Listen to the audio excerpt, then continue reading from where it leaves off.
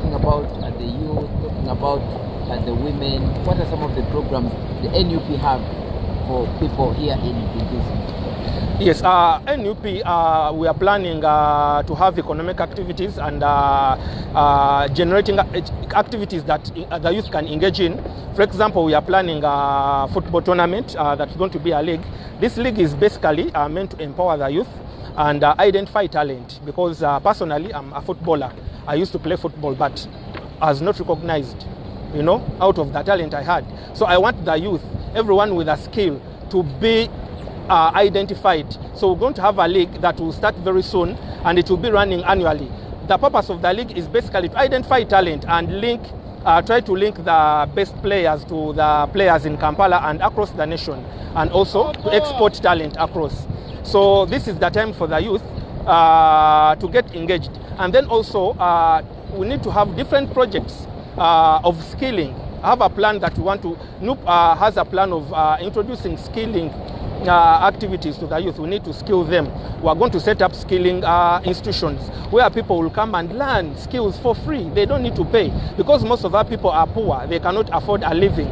So instead of sending people to schools and get degrees, we would rather have them on board and train them on how to repair motorcycles, on how to sew, on how to do different things, and then we get them money from different platforms and empower them so that they can be better. Who are you coming up against, and how sure you can really unseat that person? Come again? Who are you coming up against, and how sure are we that NUP can unseat that person? What's the strength of NUP here? Yes, well, initially, Chinchizi and Kanungu initially was for NRM, but it was for NRM because it was because of intimidation. People were intimidated. I'm standing with the incumbent. He's called James Kaberuka, and the people have shown support. The youth have said enough is enough. You don't need 5 years, you don't need 10 years in parliament to change the people's lives. So I'm very sure that people have welcomed me, and they are happy because we come on board. That is why we are going to win this election. And everyone, I call upon the youth to come and protect the vote. I know they want to change the country, but it starts with them coming to vote and protecting the vote. Let's go to the mother language and also send the same message to the people. Your name's first. Yes, abantu ba Chinchizi, Uganda mwena, amazina ganje baranyeta Kansime Spencer, kandi nyenjwe chile kibina kya NUP omwishenjero erya Chinchizi West Kanungu district omu parliament. Mbwenu erizoba nizoba lihangu munonga abantu bashemeregwa byaba eryo mutano abo kugira ngo twayakira president witu, kandi president owihange ensya Uganda ensya. Abantu enjiri bagibona, abantu babateera konka abantu bagezo okwijja kandi bawulira enjiri nungi munonga ya president witu Kyagulanyi sentamu. Mbwenu ndabashabangu nkokumwatulaganisa kutwa kalulu nokweyongera kujja ngo mwije mwaiza kateera mukalinde, kandi eje government etatukolire ngudo zitu, etatukolire ebintu bingi, ebase kola ki, ebase kugenda kujja ngo tubase kubona obwebembezi obw'abaana bato, obwebembezi bwine minyete ina mani gokukola, obwebembezi obulendeza, obwebembezi obwekuhindula embeera ya buli munyayuganda weena. Abo kubola leba nekintu kirashasha munonga kushanga ngo emyaka 35 nokujirayo kuluga hanu ya kuyika Rukungiri ni kilometers 5 nina konka tukola vugira eshanka ina ninga mukaga okujja ngo lugudo ni rubi. So omuntu wanyanga, omuntu nyamwegabira ninga mpungu aliyahinga lyali ebicholi kugira ngo abitwale Rukungiri ninga kabale abiguze yaza kubisayo ebeera bayabire yahigula bwa transport. So tulena ngu immediately twahikamu olugudo lwine kukolebwa abantu kugira ngo batunguke ebeyi eyebintu eine kushuma hansi, kandi eine kushuma hansi abo kugira ngo engudo ninunje zibaratambuliramu. Tukatwine programs zeta abantu bakabala hinge tabe bali ya musente kunkati ya etabe bakajibani ngate kyalo abantu naboro tibabahire projects zokuyamuzo kubaha esente. So ndagira ngo twine kurivivinga kutaho ebintu ebirasa kuletera eminyeto esente abantu sente kugira ngo babase kwetungura ebibina abakyala baletenge ebibina byabo kubita mu sente bakatunguka aho kabakyala no balakola omulimu gw'amaani munonga.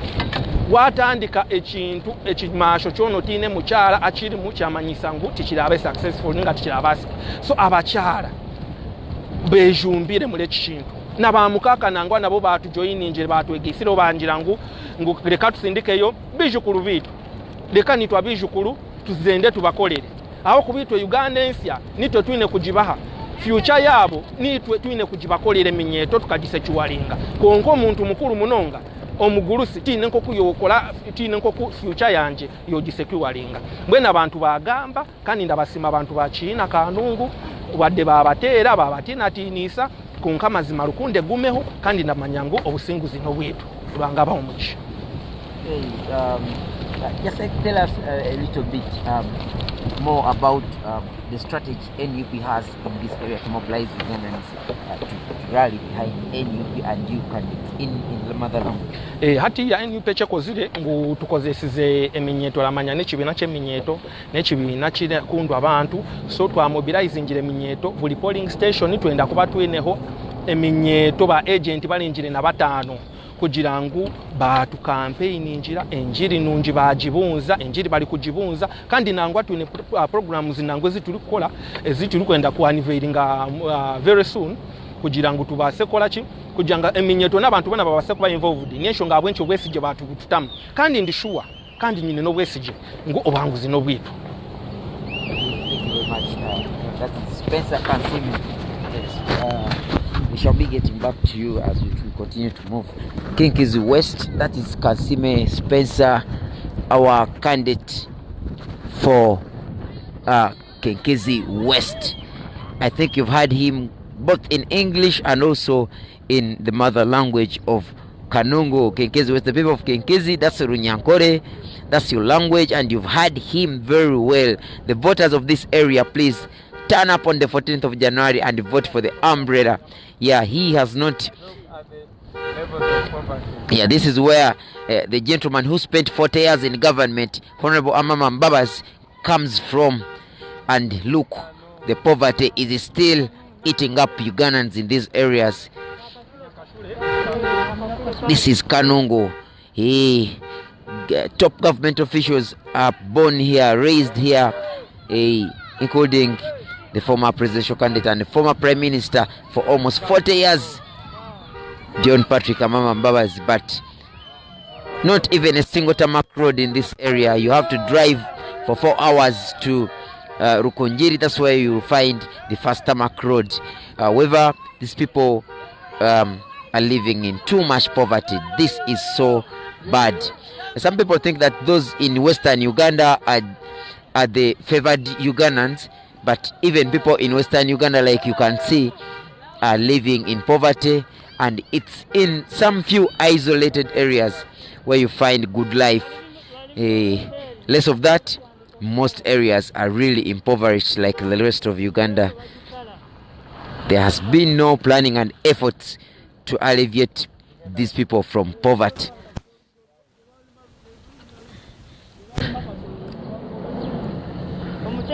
Ensigo bagitunda sente nyingi ekasita ogulima n'okungula okutwala ku kyoma wali basala bbeeyi kubanga omucere guba mungi bagamba kasita guba mungi ebbeeyi egwa akatale kagwa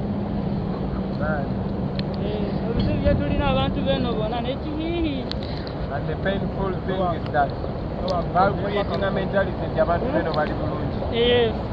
Wona obeera bagamba wekanunga mwakikuba okitegeera maani kube nga tekiri bwesityo batubonaabona polepole maa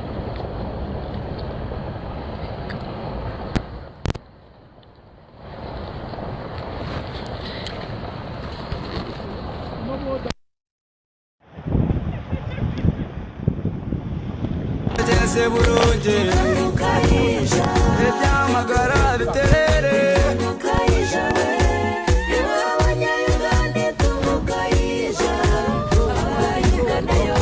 emereye monte gitunga uzinde tumutunga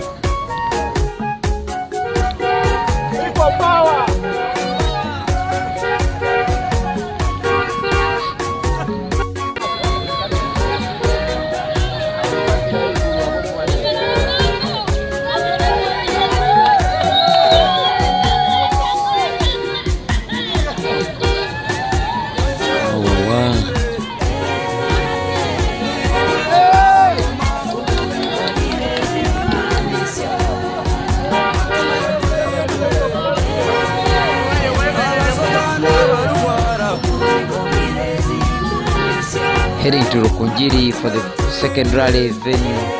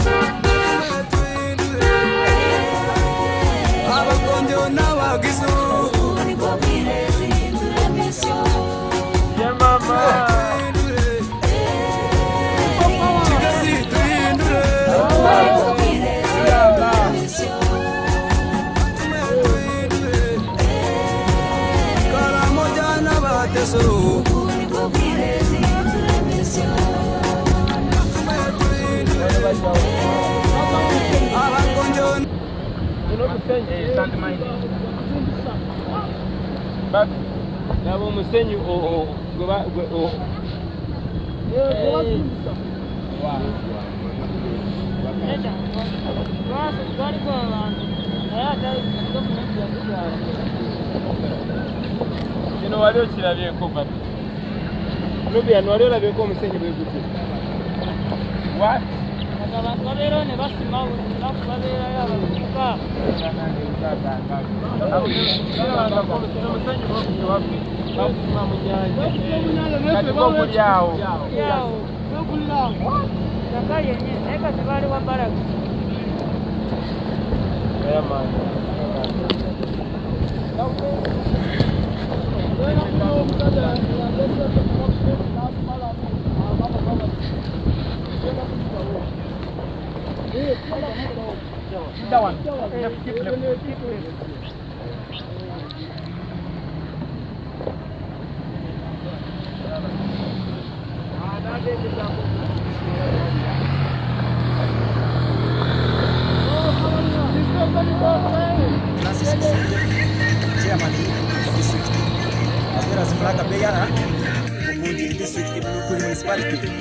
I'm the organizing committee, chairperson of the organizing committee. Want to welcome you all to have come and at least be with us this afternoon.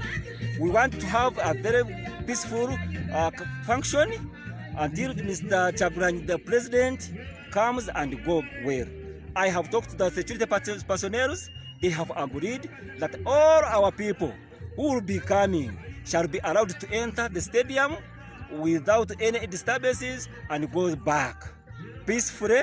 And they have also advised us that we should observe SOPs like washing hands, putting on face masks, and also for us we are also emphasizing our people to do the same. We want to welcome you. Feel at home. This is Rukungiri, as well as Rukungiri municipality. We like our man. He is our man. People power. Our power. People power. Our power. Kyagulanyi for president. In your language? Nibanyita Musimire Francis. Nyori wa Rukungiri municipality. Kandi flag bearer. Hano MP Rukungiri municipality. Ntwenda kubakira abantu mwena bari kwija. Kandi twenda kucwe tubahige mwena himuri mwije mu bugane Kyagulanyi.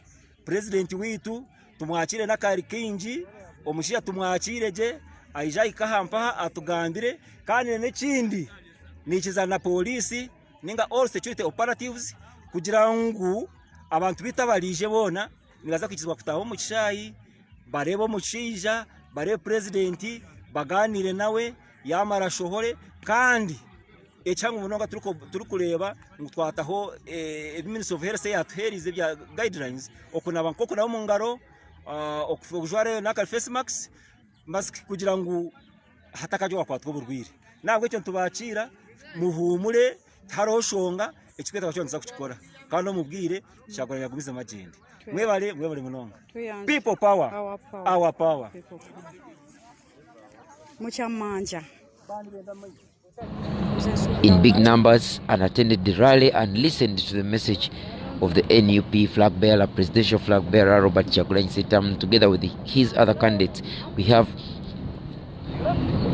Kansime Brenda, Kansime Spencer, our MP flag bearer, the NUP flag bearer for Kikezi West MP constituency MP seat.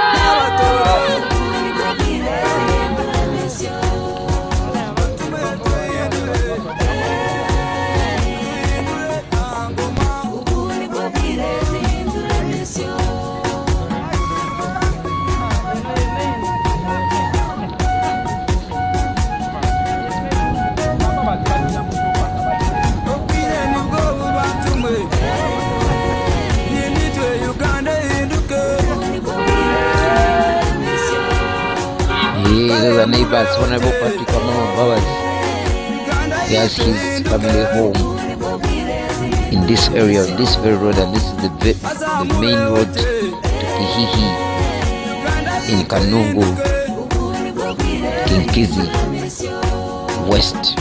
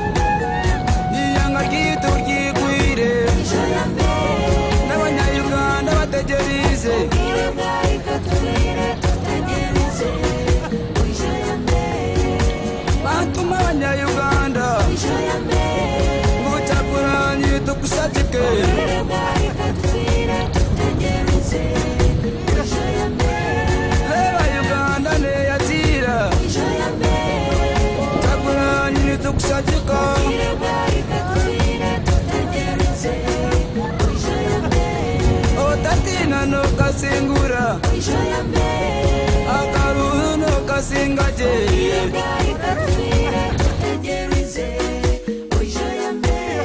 abana Uganda ni bakwenda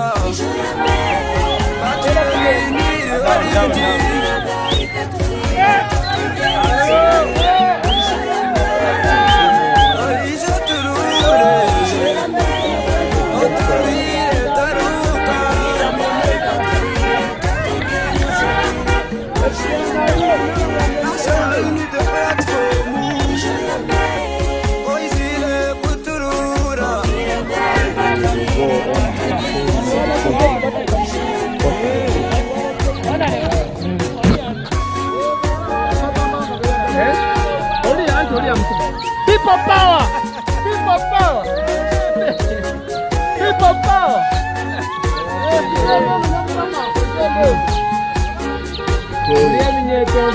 Muliamenyeko, people power! Damanya ngumula katuha! Nakitu! Damanya ngumula kitu!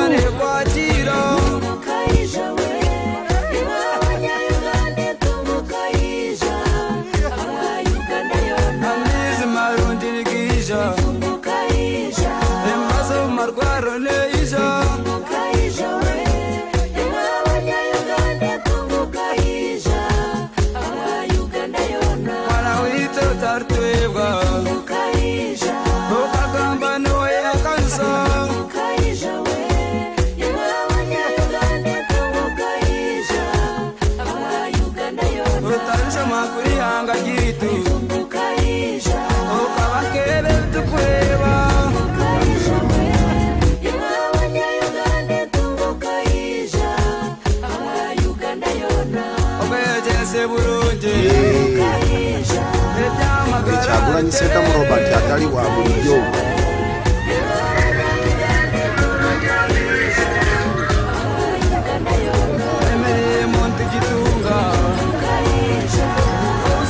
Olekera ebitundu bino.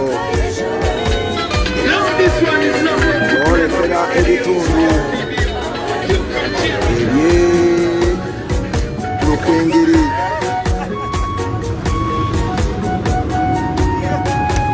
tulekera ebitundu ebyerukungiri Rukungiri ngera tuva Kihihi tuva mu bitundu ebyekihihi Kanungu kati twolekera Rukungiri ate tuveeyo tukigalire emitoma Kyagulanyi Sentamu Robert naye ng'enfuufu nnyingi nnyo ene moroka erimu gungyezi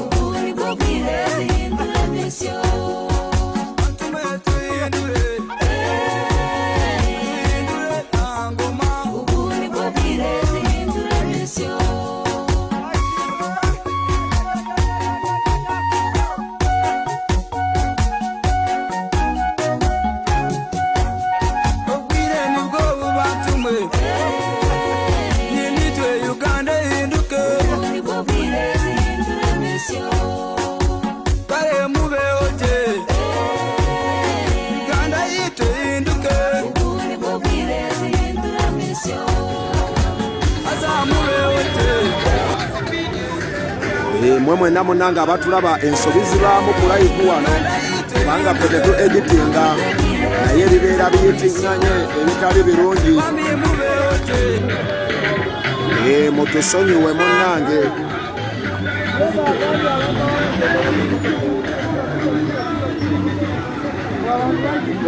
alright munnange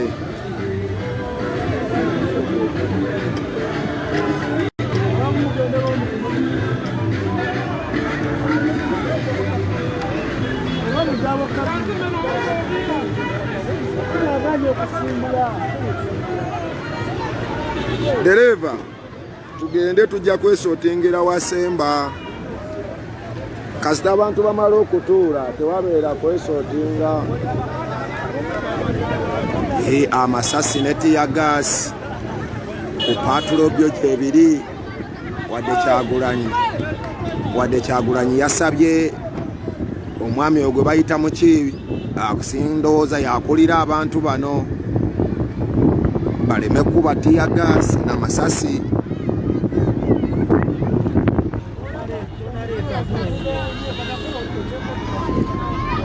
naye ng'enfuufu yo bomba zange bazise zombi bazise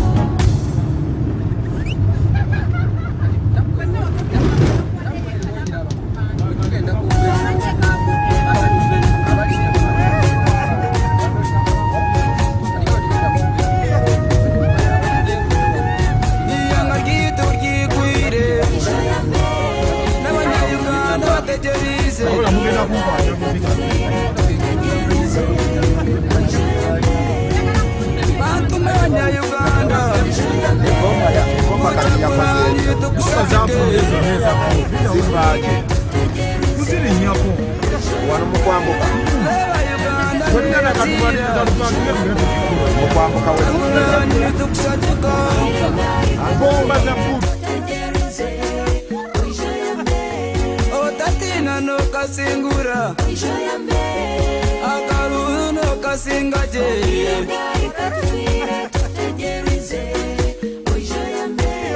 abanyayuganda nibakwenda batire biniri oringi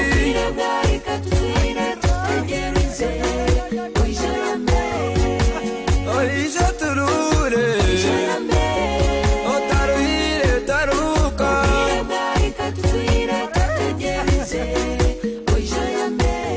national unity platform oizile kuturura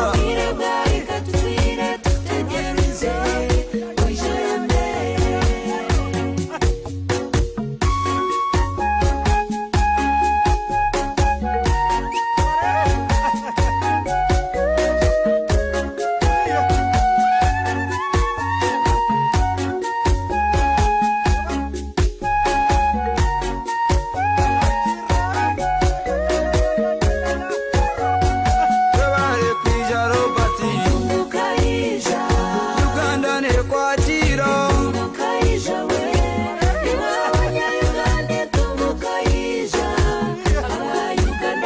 amizi marundirigija embazo marwaro neija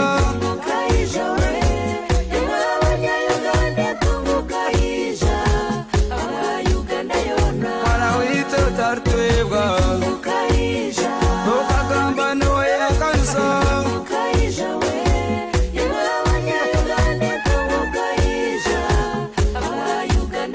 otarusha makuri yanga gitu okabakebe tukureba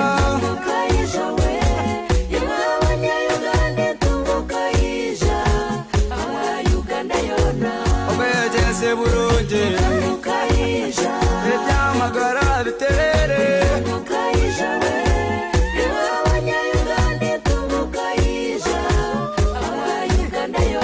emirimo ntigitunga obusinte ntubutunga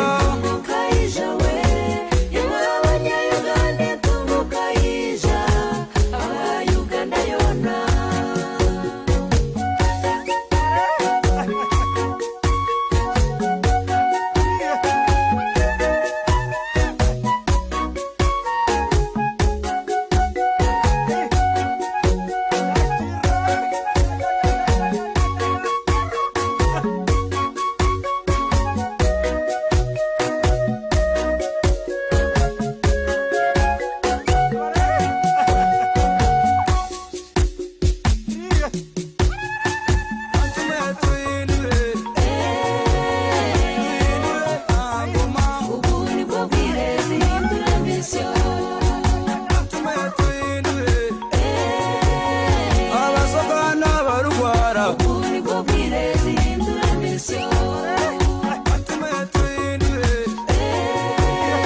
abaganda n'abanyakore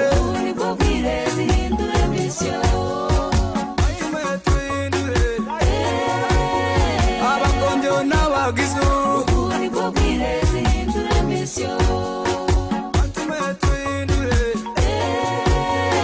kigazi tuhindure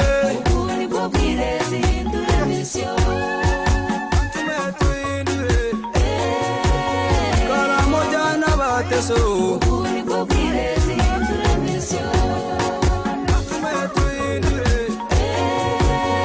abakonjo n'abatoro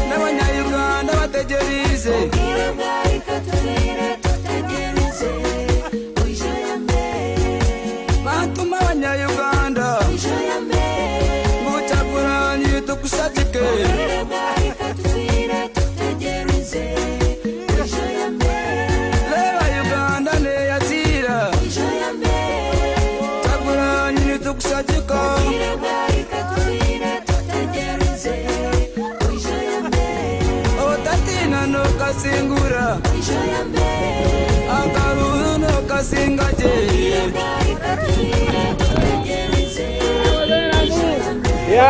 abanyayuganda nibakwenda batire biniri orinji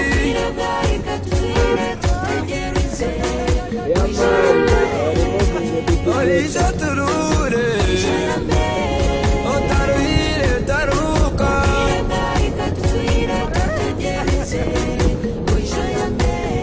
National in the platform oizile kuturura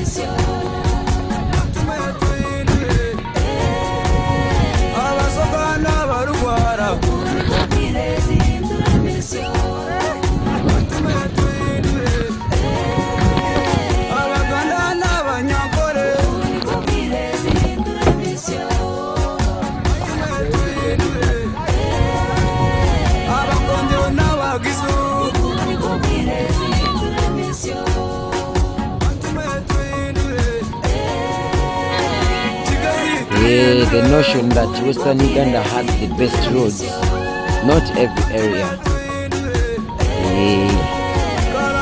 Like I've always told you, the good roads are found where there is reason for those who construct them to do so. Those who release the money, the budgets for them to be constructed, must have best reason in their interest to construct that road. So not every part of Western Uganda, just like you see roads in Koima, just like you see roads in Karamoja, highway roads.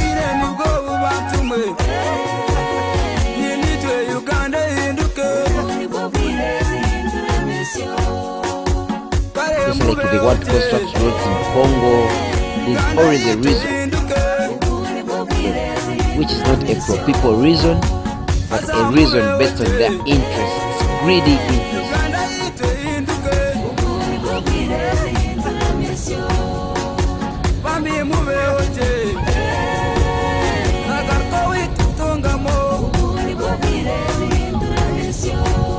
Nagarka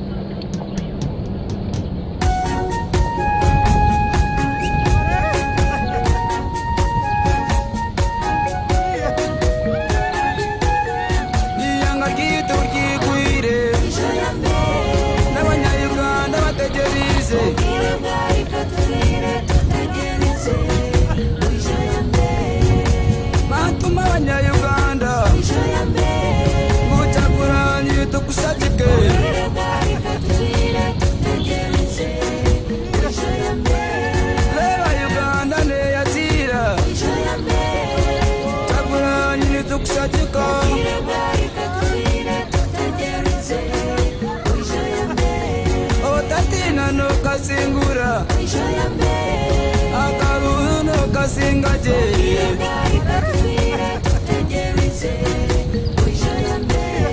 abanyayuganda nibakwe batire bini orinji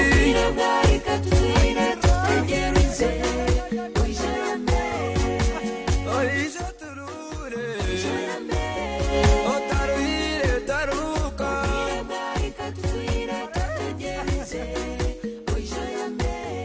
asaini the platform oisile kuturura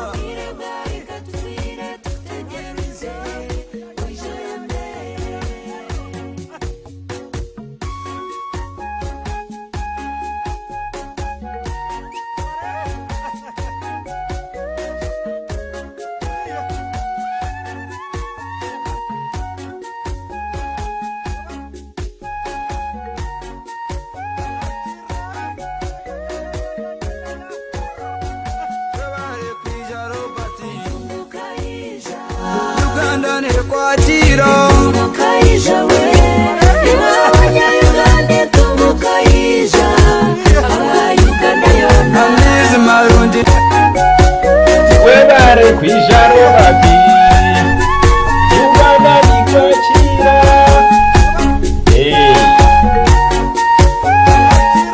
Kyagulanyi Sentamu Robert webare kwija robati Tumukayija Uganda ne kwatira Tumukayija we Abanyayuganda tumukayija Abayuganda yona amezi marundi nikija Tumukayija embazo marwaro neija Tumukayija we Abanyayuganda tumukayija Abayuganda yona mwana wito tartwebwa Tumukayija okagamba noye akansa Tumukayija we Abanyayuganda tumukayija Abayuganda yona otarusha makuri hanga gitu Tumukayija okabakebe tukweba Tumukayija we Yeah, the network is on and off, guys, Abayuganda yona obejense burungi Tumukayija ebyamagara biterere Tumukayija we Abanyayuganda tumukayija Abayuganda yona emirimo ntigitunga Tumukayija obusinte ntubutunga Tumukayija we Abanyayuganda tumukayija Abayuganda yona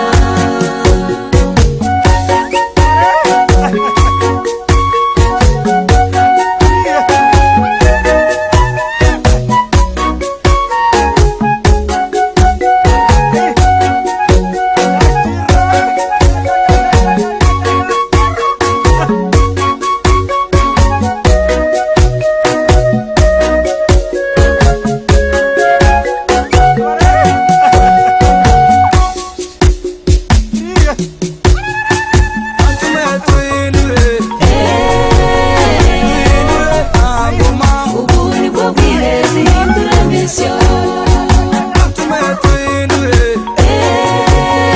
abasoga n'abarwara Ubu nibwo bwirezi hindura misiyo atume tuyindure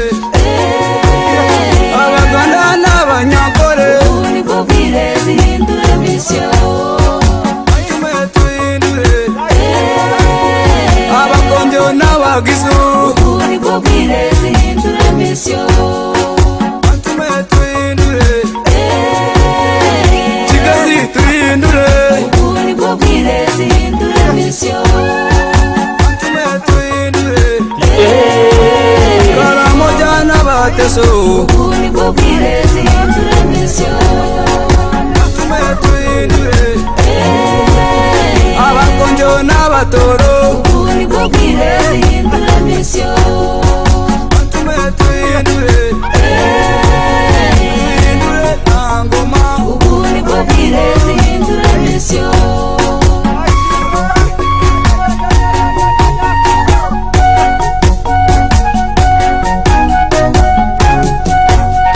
obwire nibwo bubatumwe ninitwe Uganda ihinduke Ubu nibwo bwirezi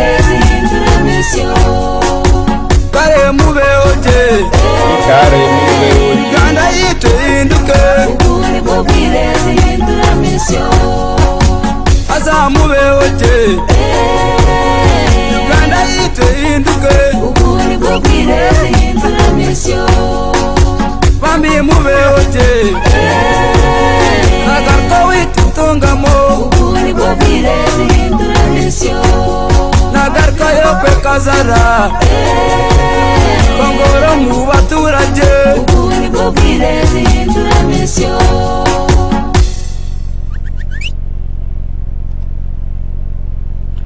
Yes, guys, there is something interesting about Rukungiri. Yeah, let me first pause the music. There is something interesting about Rukungiri. Actually shocking, not interesting, but it's shocking. From the statistics I've been gathering, by 2016, I want you to listen to this very attentively. By 2016, Electoral Commission, of course, its statistics show that Rukungiri as a district, it had 162,019 voters. I want you to note that down. I want us to do this very slowly. It has 162,019 registered voters, but you are going to be shocked the population, how much the population was just 2 years before. I've told you the number of registered voters by 2016. Electoral Commission says there were 162,019 registered voters, but of course out of 276 polling stations, and they are from those ones, it's only 74% that turned up to vote, a total of 121,053, and of course 3%, 3.4%, they didn't know what to do when they were given a ballot paper. You understand? Which is a total of 4,215. So, but I first gave you the population, I mean the number of voters, and then we go to the population of Rukungiri. How much did I tell you the number of registered voters were? 162,019 registered voters. Emitwalo 16 mu 219 registered voters. You understand? Now, let us go to the statistics of the population. Rukungiri. Rukungiri, when you go to their website, it shows Rukungiri as a town. Of course, Rukungiri. First, hold on a minute.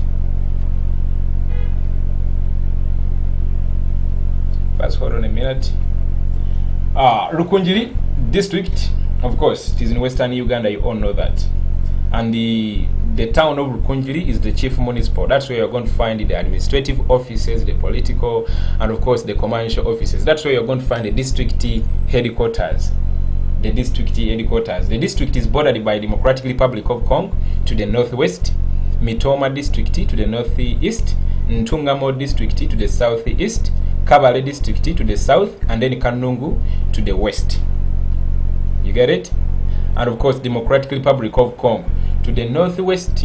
So you can see where, for those who don't know where Rukungiri is, here is the map. Let me show you on the map. You get to know very well. Just check out that. Where is it? Okay, here it is. That is Rukungiri, where I've marked red. Do you see that? That is Rukungiri. One say yo, the extreme southwest, eh? Yeah, one say yo. Akakamyu fako kola bako. That is Rukungiri district. So, and those are the districts surrounding it.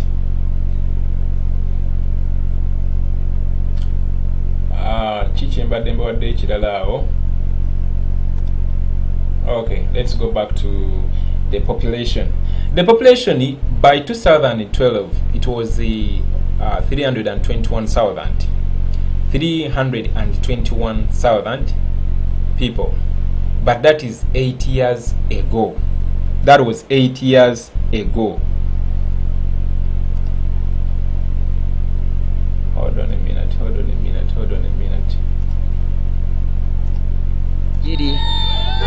first rally.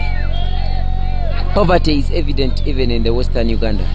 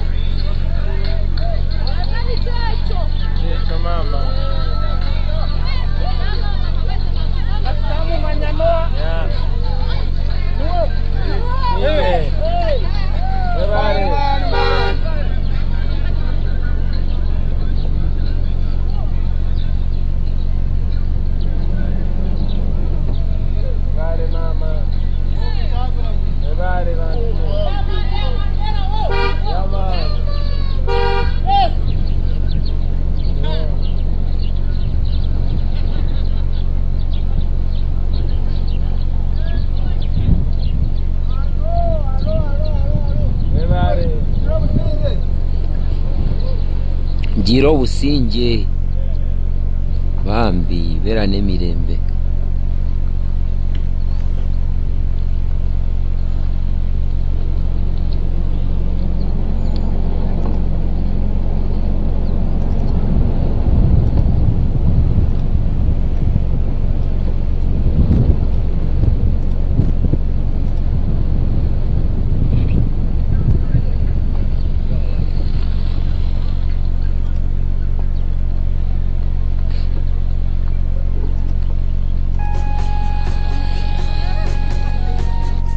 Okay, I wanted to keep quiet such that you listen to what the president was communicating with the people who were by the roadside. Yes, I wanted to give you some prominent people coming from this district, Rukungiri. Rukungiri wavaya abanene banji. Hey, wavaya abanene banji. Abali mu kintu banji. You are going to be shocked. Rukungiri, this is, of course, is the birthplace of Dr. Besije. You all know Dr. Besije comes from Rukungiri. Yeah, this is his birth district, Rukungiri. You know, Besije has been contesting for president for the past 4 years. That is 2001, 2006, 2011, and then the previous election, 2016. Other prominent Ugandans that hail from this district, Mwemuli Kamkakama, a former minister in Obote 2 government, Mr. Matthew Rukikaire, that was the founding member, Abamkubatandika UPM, Yafuka NRM now, Jumanyinga NRM. Rukungiri, Yewava General Aronda Nyakairima, the former Minister of Internal Affairs and former Chief of Defense Forces, of course, of the UPDF. Still, this district, that's where you're going to find people like Jim Muwonge, former Minister of Education and Sports, and the former Minister of Health, and the, of course, former ISO Director. Katia akulida ba NRM veterans, or Jim Muwonge. This district, that's where Gundi Java ono mukyalo ono yali akulira URA, the former URA executive director Alan Kajina mumumanyi bulungi. This district era yewava General Henry Tumukunde, the former director of Uganda's internal security organization and the former minister of security. Tumukunde ono yesimbyeyo kuba president. This district naye mwava banji kitegeera banji baveeyo. So nayenga the population as we speak now, I told you that its annual population growth is around 1.6, 1.7, somewhere there. It does not come to 2%. Yeah, so you can see that 8 years ago the population of Rukungiri district was 321,300 people. So when you compare with the population growth of Rukungiri, which is around 1.6, 1.7, it's going to come to a total of more than 500,000, as in 8 years ago. Population ever beyond 500,000. So, relating to the total number of registered voters by 2016, and that is 162,019 registered voters, I think the number is still low. And due to the fact that it's only 74% that turned up to vote, that was in the previous election, so there is too much voter apathy, to the point that 26% of the entire registered voters didn't turn up to vote. It is a shame, so we need to do more groundwork. Out of the 276 polling stations that were registered in 2016, most of this data is not yet up to date by the Electoral Commission. It has not updated most of. We are still basing from the previous election statistics. So expect more polling stations, more than 276, or maybe less. Who knows? You know how they rig elections and all that kind of thing. So 3.48% didn't know what to do when they were given a ballot paper. A total of 4,215 people tebamanyi kutikinga, tebamanyi kyakolanga baba waddika ballot paper. So it is still our duty to change that. It is still our duty to teach people. That's why we need to as well keep on providing people the voters guide. Of course, telling them the right way to vote. They should not tick beyond the box. The tick and the thumbprint have to be within the boundaries of the box. Ate bakozesako kimu tebakozesa bubiri. You either use a tick or a thumbprint. You understand? I always tell you guys nti tetukozesa nnyo kinkumu wowetamu bwoti ka ballot paper ink agenda kusaba the other side of the ballot paper akalu kabera kagenda kuba kafu. So let's teach our people to always use a pen.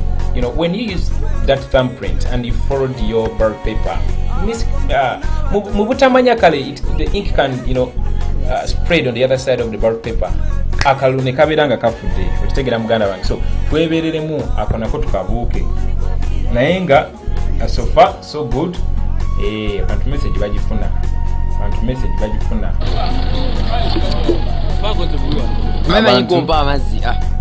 message bagifuna. Webereremu tewali kola ki. Tewali kuzikiza.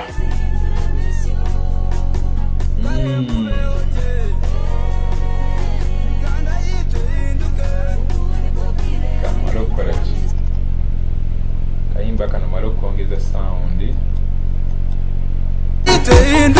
Ubuni bwire hindura misyo Bambi mubeoje Nagarko witutungamo Ubuni bwire hindura Erizoba rwabakubi abasigazi bano batuteganyisa munonga. Abashigazi bari mu uniform za maje na police. Bateganyisa abantu bafe batuteganyisa munonga bateganyisiza abantu baffe mwana tebabakiriza kujja ku rally, you know, that heavy deployment mwana bibakola bichamu bali batuleke tweyagale Nagarka yope kazara Bangoro mu baturage Ubuni bwire hindura misyo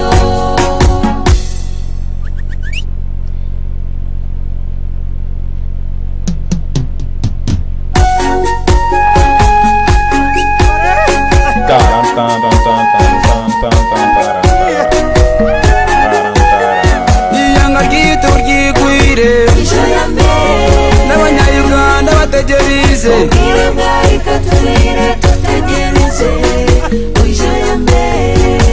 Batuma abanyayuganda Kyagulanyi tukusagike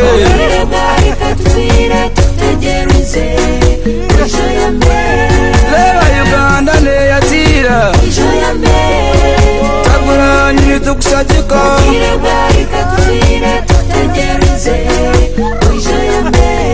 Otatina no kasingura Akalu no kasingaje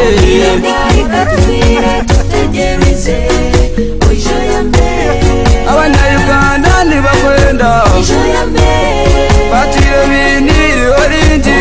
gaika tuire tutegereze Oishoyambe Oisho turure Oishoyambe Otaruhire taruka gaika tuire tutegereze Oishoyambe National in the platform Oishoyambe Oisile kuturura gaika tuire tutegereze Oishoyambe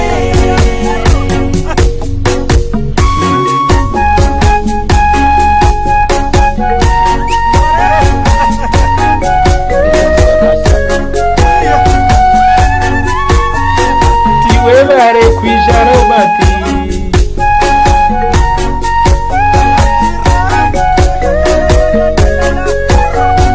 Webare kwijaro bati Mukaisha Uganda nekwatira Mukaisha we Iwabanya Uganda tumukaisha Aba Uganda yona Amizi marundi nikisha Mukaisha Embazo markwaro neisha Mukaisha we Iwabanya Uganda tumukaisha Aba Uganda yona Mwana wito tartwebwa Mukaisha Ukagamba noye akansa Mukaisha we Iwabanya Uganda tumukaisha Aba Uganda yona Utanisha makuri hanga gitu Mukaisha Ukabakebe tukweba Mukaisha we Iwabanya Uganda tumukaisha Aba Uganda yona Obejense burungi Mukaisha Ebyamagara biterere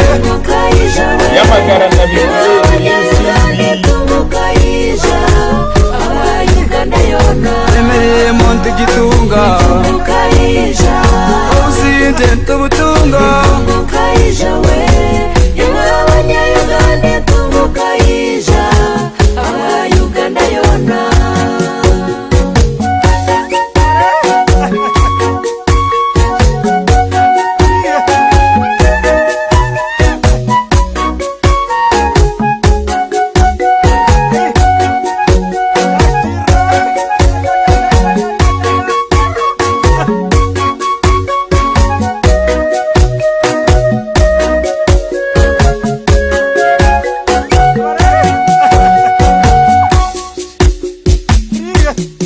Atume tuhindure Tuhindure angoma Ubuni bwo bwirezi hindura misyo Atume tuhindure Abasoga n'abarugwara Ubuni bwo bwirezi hindura misyo Atume tuhindure Abaganda n'abanyakore Ubuni bwo bwirezi hindura misyo Atume tuhindure Abakonjo n'abagisu Ubuni bwo bwirezi hindura misyo Atume tuhindure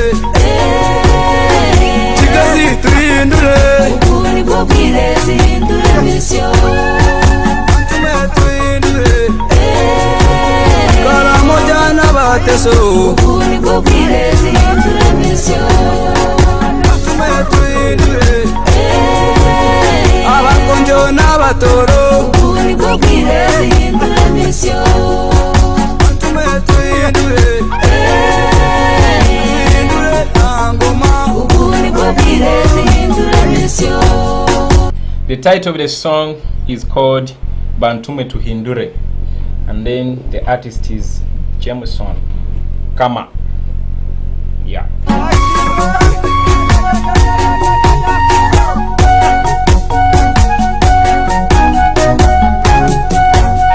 Obwire nibwo bubatumwe Ninitwe Uganda ihinduke Ubuni bwo bwirezi hindura misyo Kale mubeote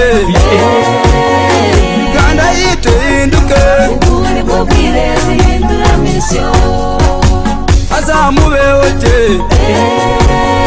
Uganda yitu ihinduke Ubuni bwo bwirezi hindura misyo Bambi mubeote Uganda yitu Nagarko witu tungamo Ubuni bwo bwirezi hindura misyo Nagarka yokwe bakazara kongoro mu baturage ubu nibwo bwirezi hindura mission. Yeah, yesterday I asked you a simple question that if it wasn't for Kyagulanyi Sentamu Robert, the strategist of the People Power Movement, a movement that gave birth to National Unity Platform, if it wasn't for Bobiwine, how would you have toured the entire Uganda on your smartphone? Because I know you were watching using different gadgets, laptop, smartphone, phablets, tablets, flat screens and all that kind of thing. How would you have toured this entire Uganda on your smartphone? Kyagulanyi olyokanga nojja taata. Olyokanga nojja.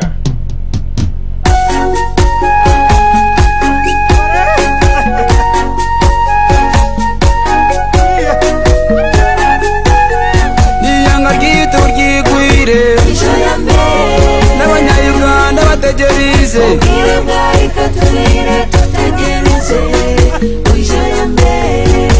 batuma abanyayuganda ngo Kyagulanyi tukusatike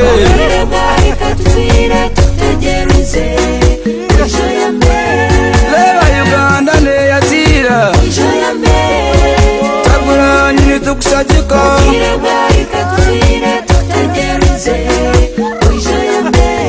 otatina nokasingura akaruhu nokasingaje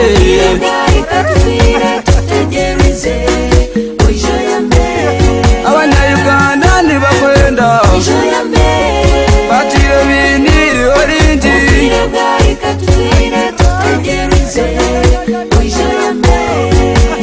oijo turure otaruhire taruka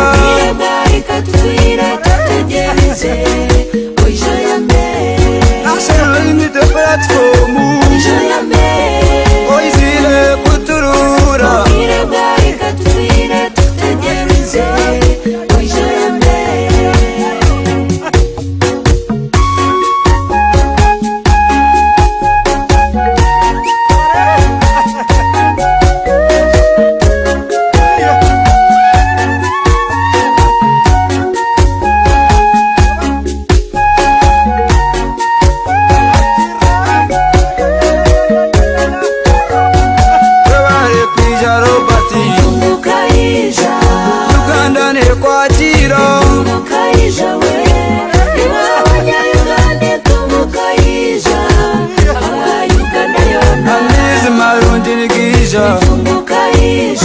emazo marwaro neija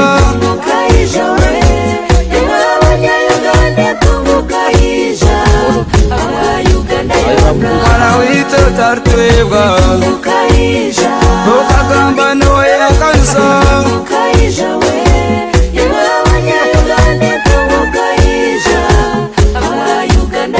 otarisha makuri hanga gitu okabakebe tukweba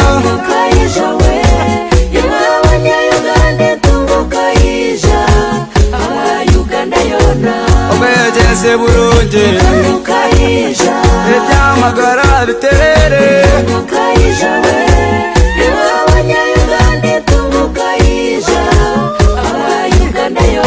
emirimo ntugitunga Akesho ngoro nikabonire sinte tubutunga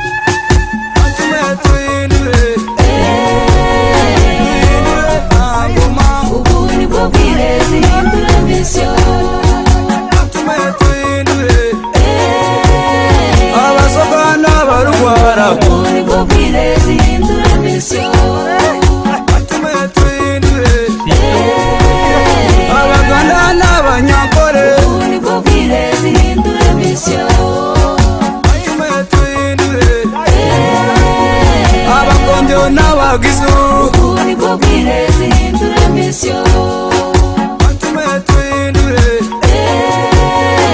Kigali tuhindure Ubuni bobwire zihindura misyo Batume tuhindure Karamoja n'abateso Ubuni bobwire zihindura misyo Batume tuhindure Abakonjo n'abatoro Ubuni bobwire zihindura misyo Batume tuhindure Tuhindure angoma Ubuni bobwire zihindura misyo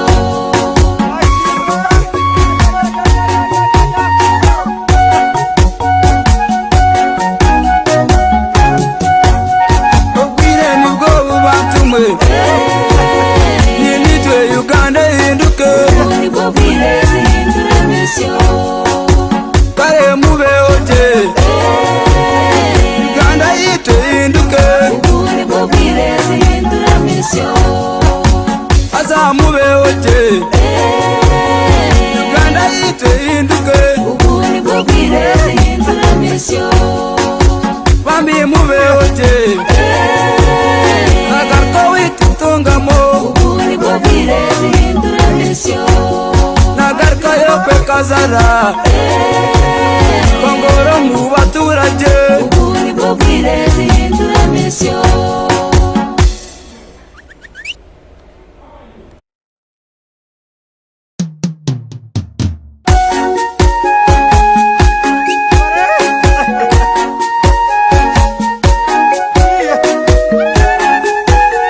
Iyanga gitu ryigwire Isho ya mbere N'abanyayuganda bategerize Ubwire bwari katubwire tutegereze Isho ya mbere Batuma abanyayuganda Isho ya mbere Ngucakuranyi tukusatike Ubwire bwari katubwire tutegereze Isho ya mbere Leba Uganda neyatira Isho ya mbere Cakuranyi tukusatiko Ubwire bwari katubwire tutegereze Isho ya mbere Otatina no kasingura Isho ya mbere Akaruru no kasingaje Ubwire bwari katubwire tutegereze Isho ya mbere Abanyayuganda nibakwenda Isho ya mbere Batire bini orinji Ubwire bwari katubwire tutegereze Isho ya mbere Orisho turure Isho ya mbere Otaruhire taruka Ubwire bwari katubwire tutegereze Isho ya mbere National Unity Platform Isho ya mbere Oizile kuturura Ubwire bwari katubwire tutegereze Isho ya mbere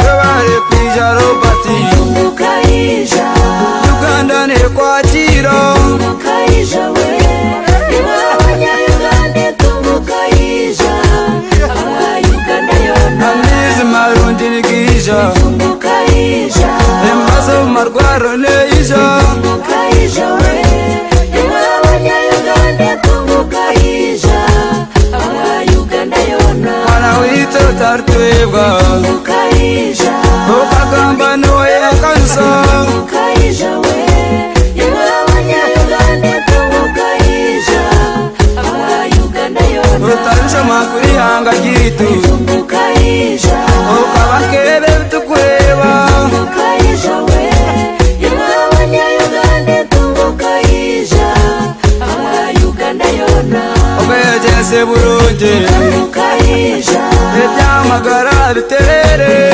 Tumbukaija we Iwa abanyayuganda tumbukaija Abayuganda yona Emirimo ntigitunga Tumbukaija Obusinte ntubutunga Tumbukaija we Iwa abanyayuganda tumbukaija Abayuganda yona Yes, very many of you, I can see from the comment section, you are saying you thought Rukungiri is too developed and all that kind of thing.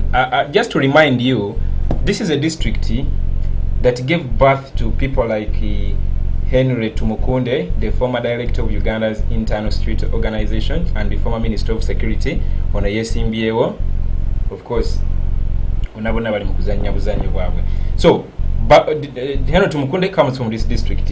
Major General Jim Muhwezi, former Minister of Education and Sports, former Minister of Health and former ISO Director, who is currently the head of NRM Veterans, also comes from this district. There is also this other gentleman, the founding member of UPM, which was now Jibachu Sanabatuma NRM. Even Honorable Kam Kakama, the former minister in Obote 2 government, the son of Omukama Kariejesa Owaru Jumbura, also comes from this district. And of course, very many others, including Dr. Kiza Vesje, also comes from this district. But to see how poor this district is, it's a shame. You would maybe think nti obakale bandi badde bakulakulanya ebitundu gye bava naye sente bazitwala Bulaya, bazitwala Congo.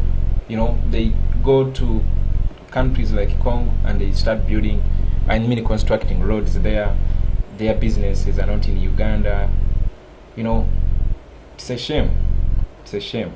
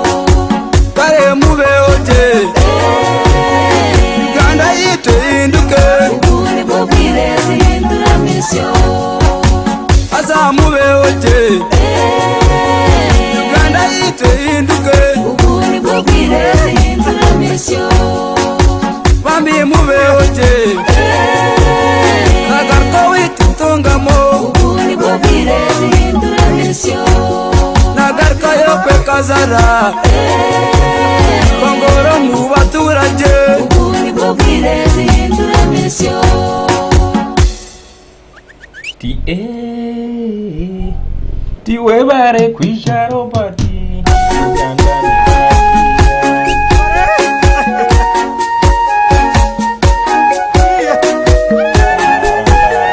iyanga gitu ryigwire n'abanyayuganda bategerize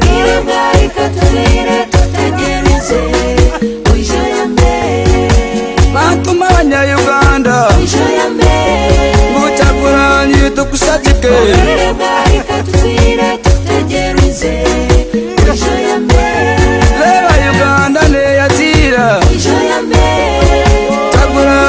kusajika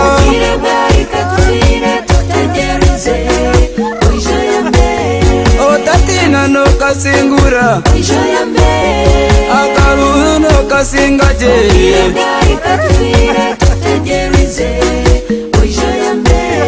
abanyayuganda nibakwenda batire bini orinji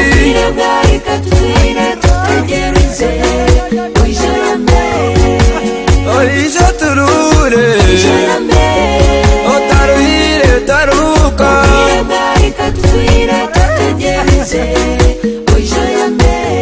national unity platform oizile kuturura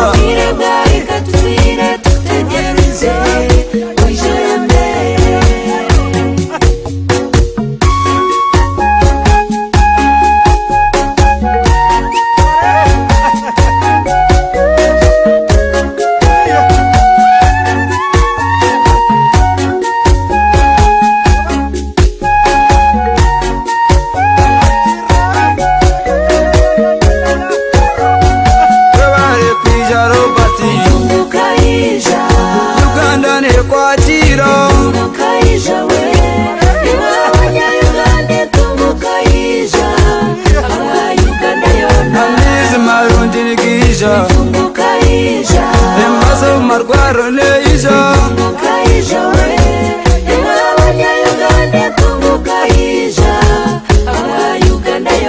mwana wito tartwebwa okagamba nowe akansa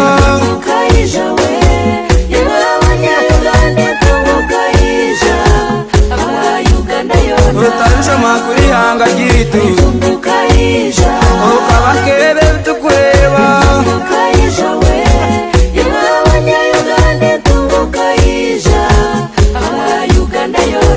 obejese burungi ebyamagara biterere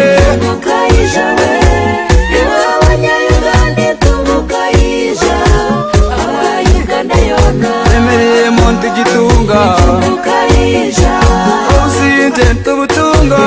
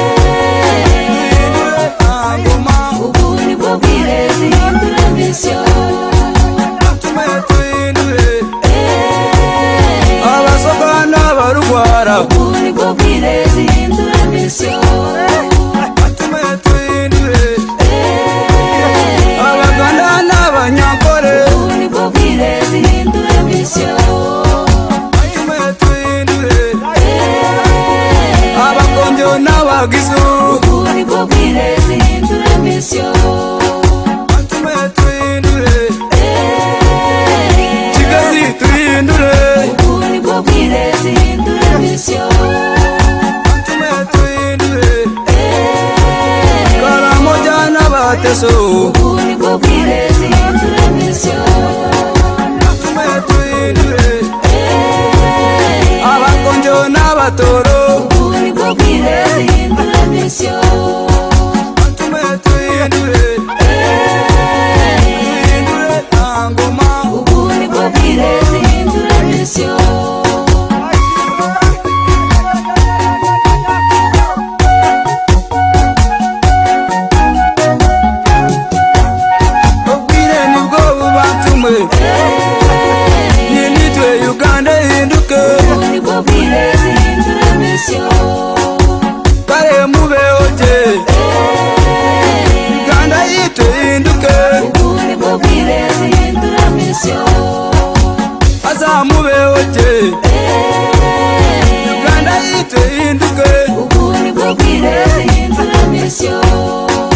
Bambi move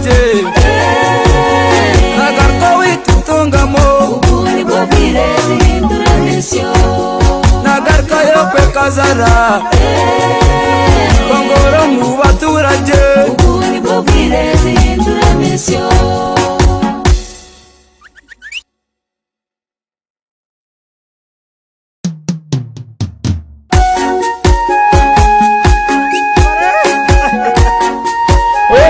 Kwijaro Barbie iyanga gitu ryigwire n'abanyayuganda bategereze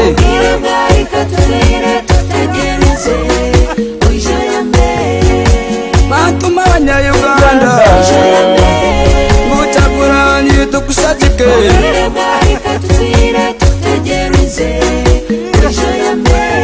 leba Uganda neyazira Kyagulanyi tukusagika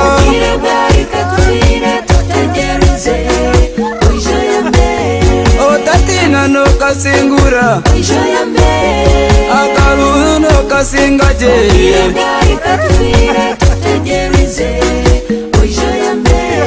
abanyayuganda nibakwenda batire biniri oringi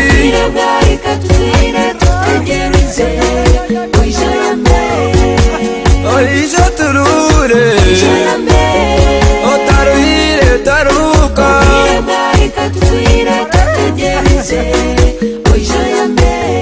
national unity platform oizire kuturura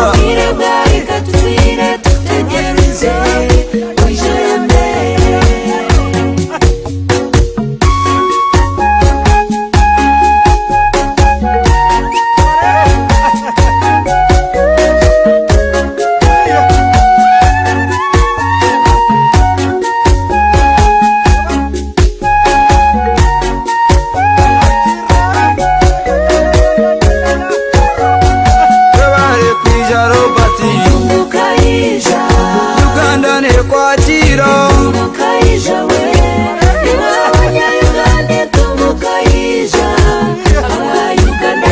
amezi marundi nikija embazo marwaro neija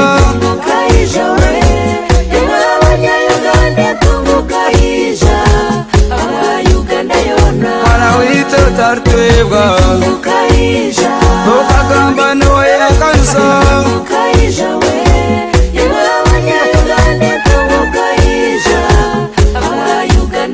otarusha makuri hanga gitu okabakebe tukweba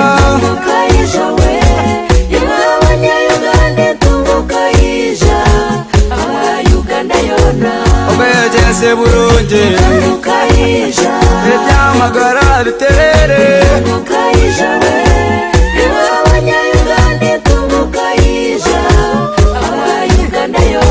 emirimo ntigitunga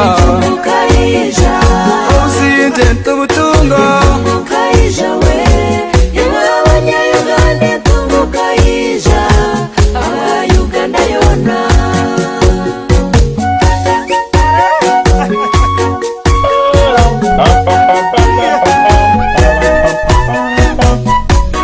Yes, the president of the National Unity Platform, Kyagulanyi Senator Robert Rukungiri.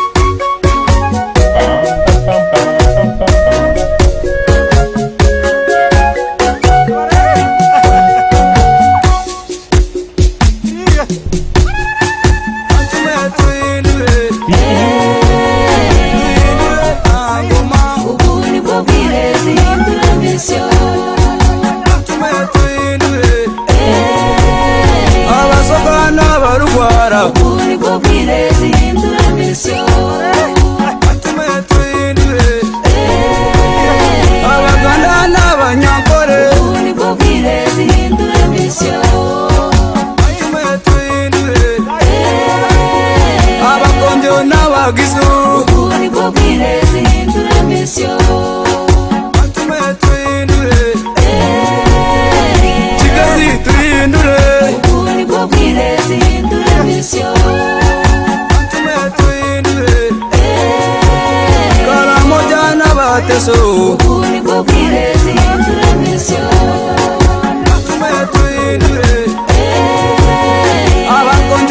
n'abatoro ubu nibwo bwire zihindura misiyo bantume tuhindure tuhindure nta ngoma ubu nibwo bwire zihindura misiyo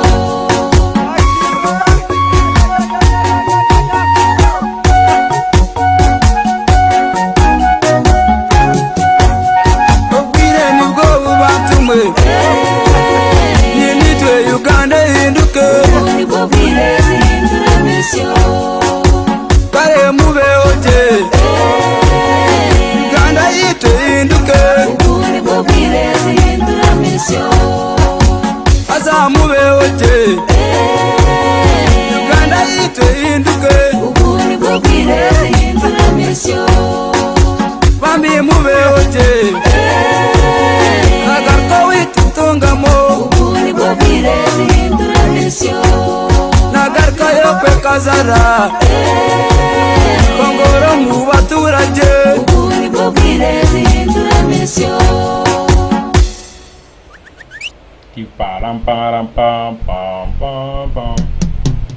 I told you Rukungiri district by 2016 it had 276 polling stations, and out of those the general elections of the previous ones, they considered only 274.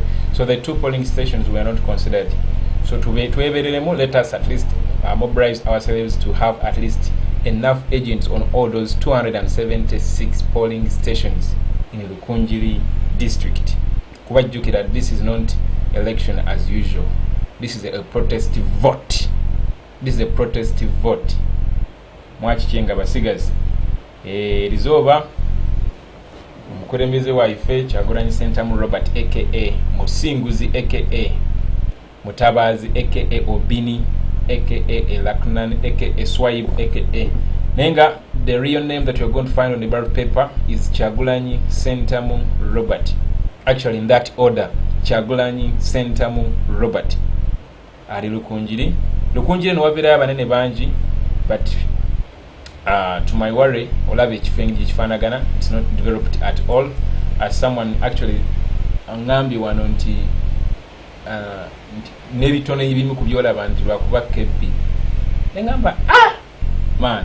So we needed to change this as soon as yesterday. Kyolanga tulina okweberera mu tutambuze message mu ngeri yonna gyetagisa okukyusa embeera eno such that we develop our country in all regions. That it birimu ebyo nti ate wano nti ate wali nti ate wano nti ate wali ate nga tugenda kikola kuba kisoboka.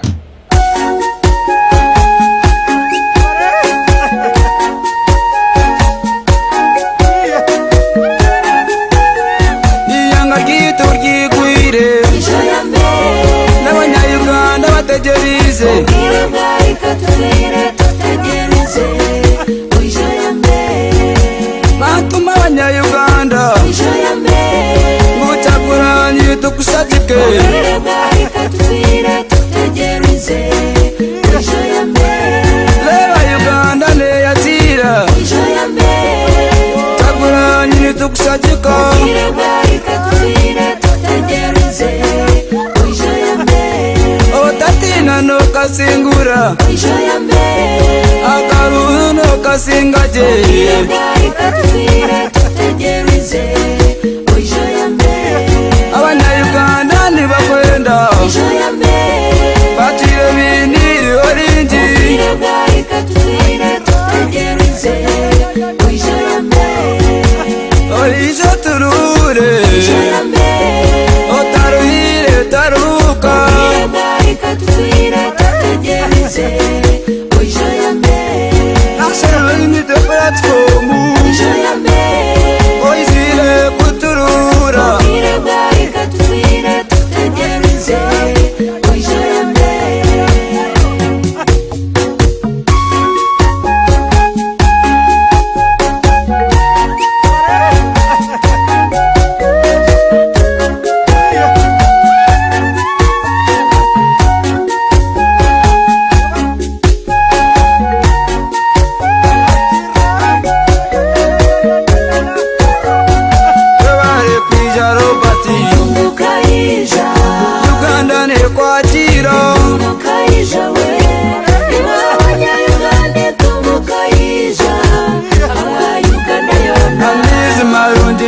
neija emazo marwaro neija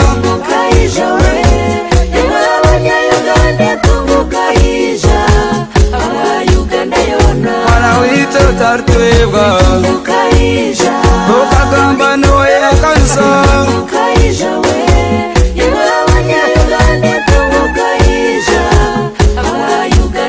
utanisha makuri hanga gitu ukabakebe tukweba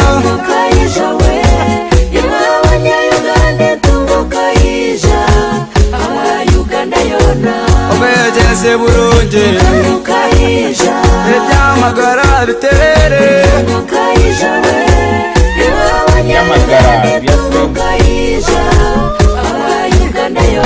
emereye muntu gitunga obusinte ntubutunga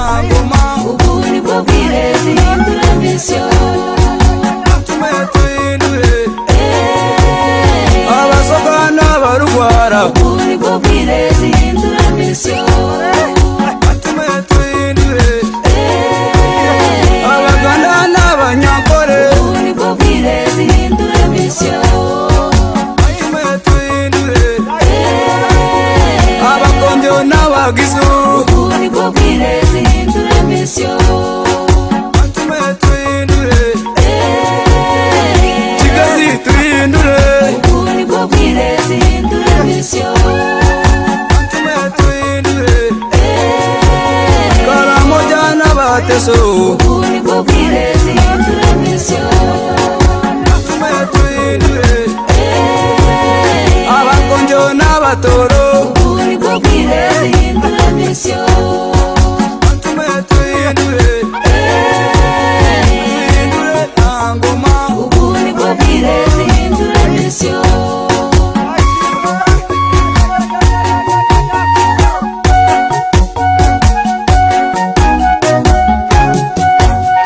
obwire nibwo bubatumwe ninitwe Uganda ihinduke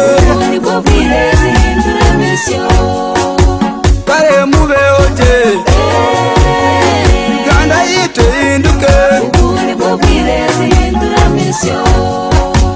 aza mubeoje Uganda yitu ihinduke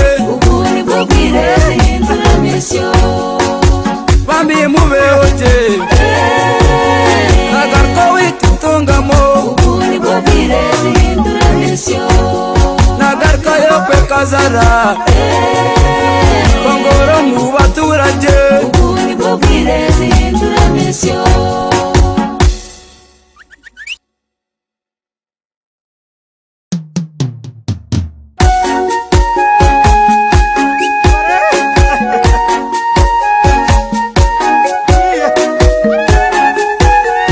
iyanga gitu ryigwire n'abanyayuganda bategerize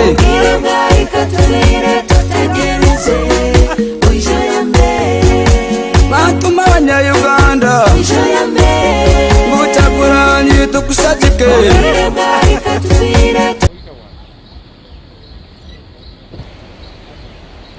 Yes, those that have been asking how long is it from Kanungu to Rukungiri, actually it's not too long.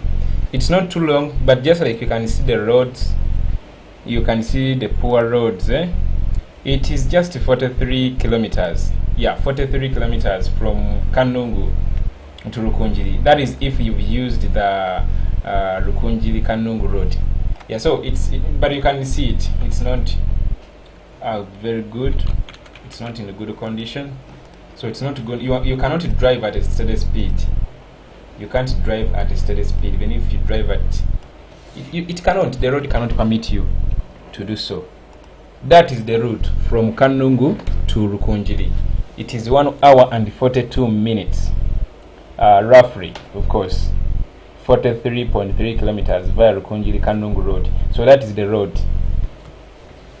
But ngawo mulabe enguudo kizibu okolaki kizibu okutambula nga oli steady nnyo banga ogendera ku speed eri yennyini gye baalanga tosobola olw'ensonga kizibu nguudo nfu leba Uganda neyatira Kyagulanyi nitukusajika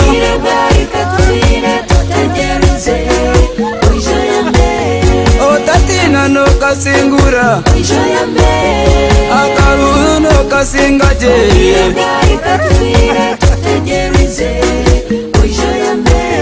Abanyayuganda nibakwenda batire biniri olingi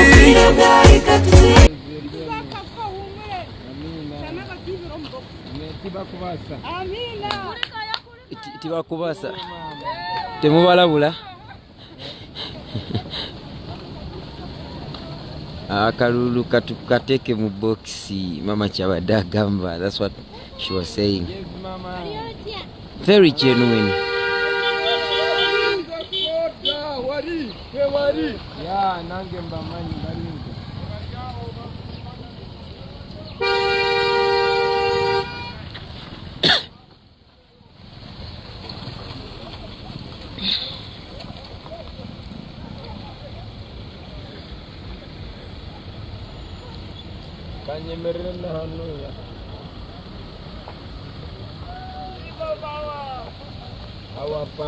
President twakwakira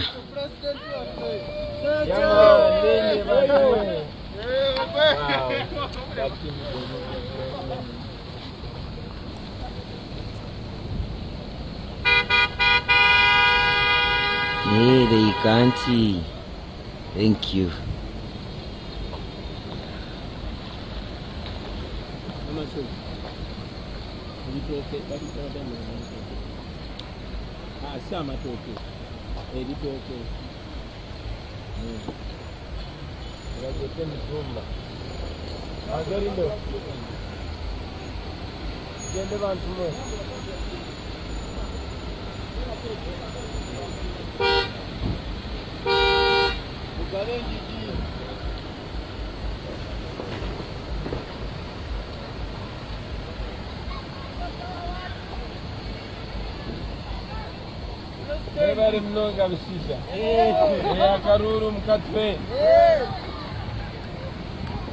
Karuru mkatwe. They can't manage him. Akaruru mkatuhi. Wow. President twakwakira. I'm learning the language. And I'll soon be fluent. I understand some of the vocabularies.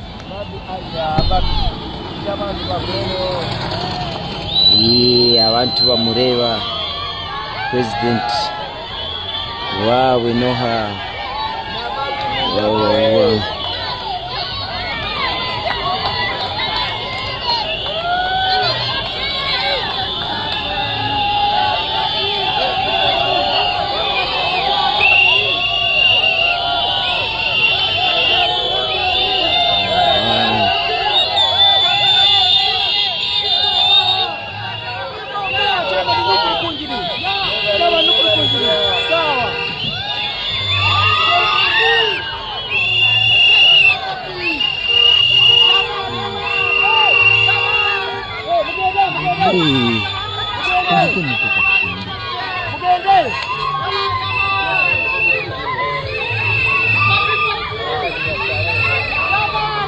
Muchibi, the guy whose pepper sprayed me himself, that gentleman called Muchibi. Muchibi, this is the former DPC of CPS Kampala, Afande Chintu Muchibi, the guy who pepper sprayed me in Luka. I remember him with his other officers. Okay.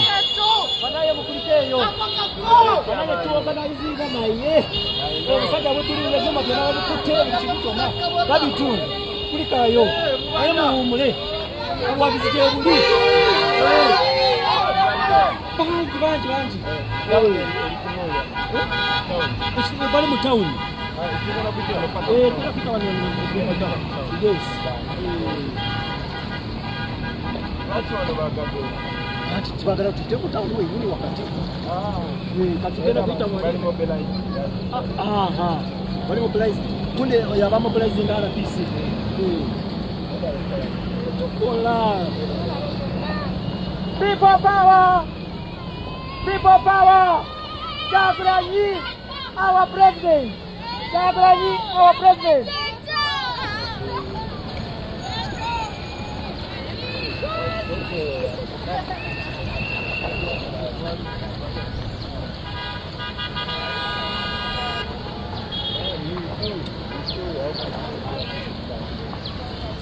Wait, arrow.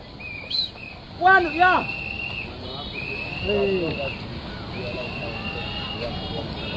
Kyagulanyi, our president. Kyagulanyi, our president. Come here, Kyagulanyi, our president.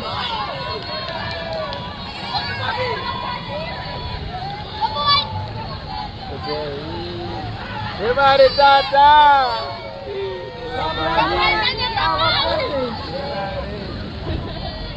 Matawanya.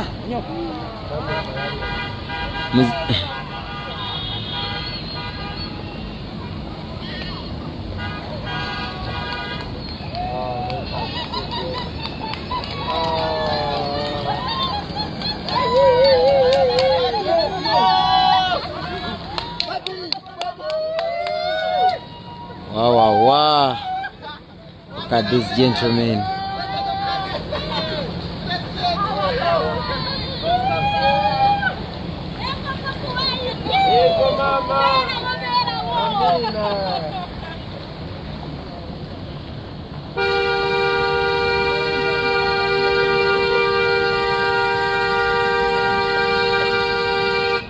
My madam Muwonge, ate yakoleze yo n'oluyimba olyoka kugenda kugaka wali kupresentinga okutayima ebalo kujja kupresentinga.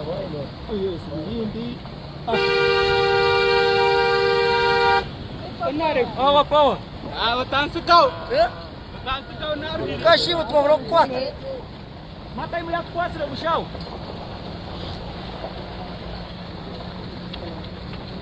Wetu batoro tore.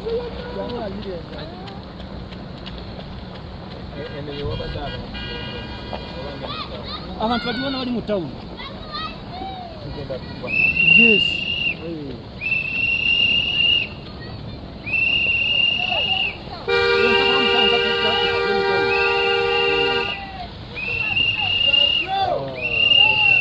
Oh, jaja. Mimi robuza ku jaji oyo.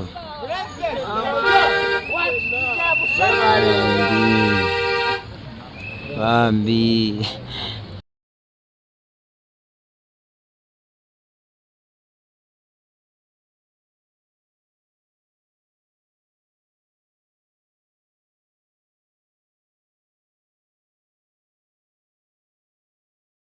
Jaja.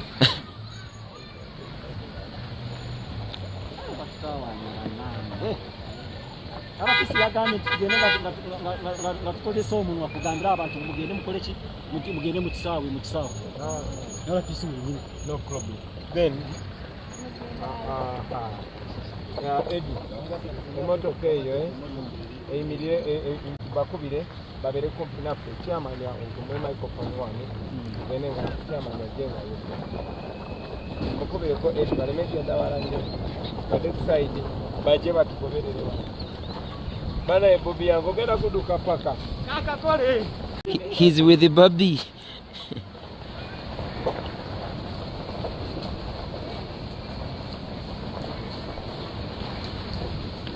Bobiwine.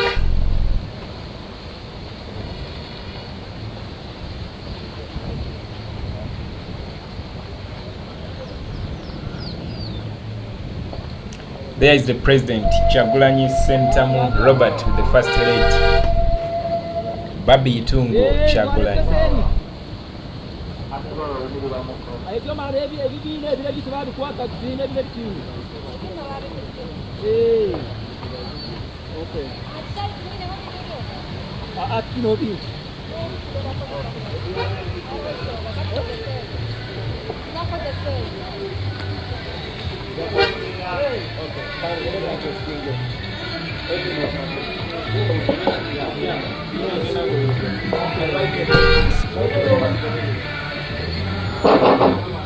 People power! People power! Bakabona banyabo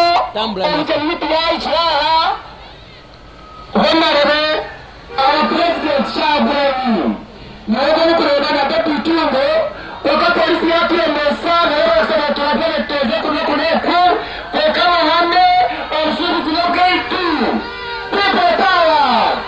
People power! Kyagulanyi president basana banyabo kwa chomutoni turi kuleseri kajera kwa katsetwisha mutekereze kumanyoni nyakore kwa polisi yatubera polisi network nayo yatuteganyisa mnonga tinkumanyoni nyankore nimanya kukachi era kirikulichi na sano Mwenye mulindara mtegeeze kwa raika hatu.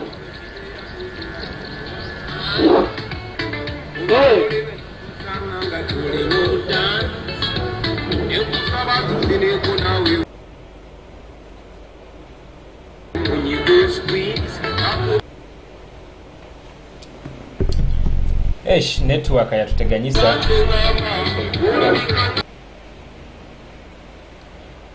Let me turn off let me turn off this and then get back. But of course, I'm not going to turn off from the other channel. We are streaming live on Facebook and on 2 YouTube channels, Muwonge and then the New Generation TV. So I'm not going to turn off from the New Generation TV. I'm going to maintain that stream. Only that I'm going to restart the one for Facebook and then the one for Muwonge. So let me do that now, because the network seems to be a challenge, but it's as if it has restored. Okay. Oh no. But you can see the heavy deployment. Police is always on standby, just like you saw it in Kanungu. Crime preventers, military, UPDF, police. Their only purpose is to prevent people from, coming to listen to the president. As in, that's the only purpose: to tear gas, to shoot like bullets, and of course, use those tools of violence that they always carry, including that chemical which they say it's pepper spray. Pepper spray. So allow me to restart this. The network has totally failed. It has totally failed. Allow me restart this.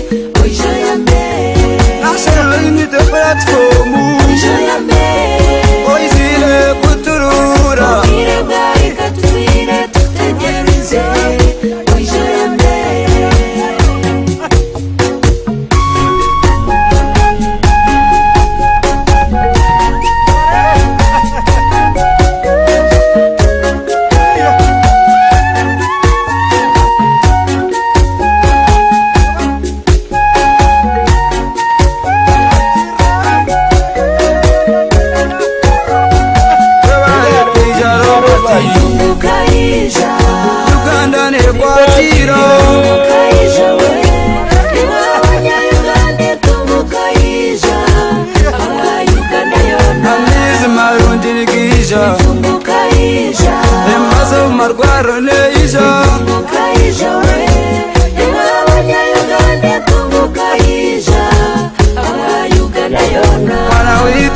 twebwa Mukayija okagamba noye akansa Mukayija we Yewe abanyayuganda tumukayija Abayuganda yona utanisha makuri hanga gitu Mukayija okabakebe tukureba Mukayija we Yewe abanyayuganda tumukayija Abayuganda yona obejese burungi Mukayija ebyamagara biterere Mukayija we Yewe abanyayuganda tumukayija Abayuganda yona emirimo ntigitunga Mukayija obusinte ntubutunga Mukayija we Yewe abanyayuganda tumukayija Abayuganda yona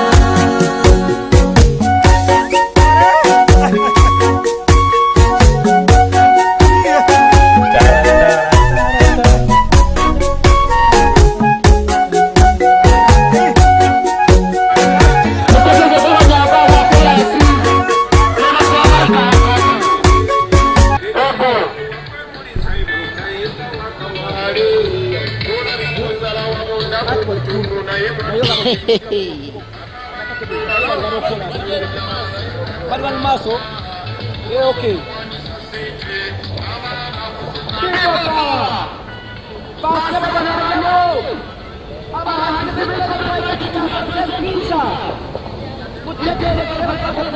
NUP in Rukungiri district, the presidential candidate for Kyagulanyi Center.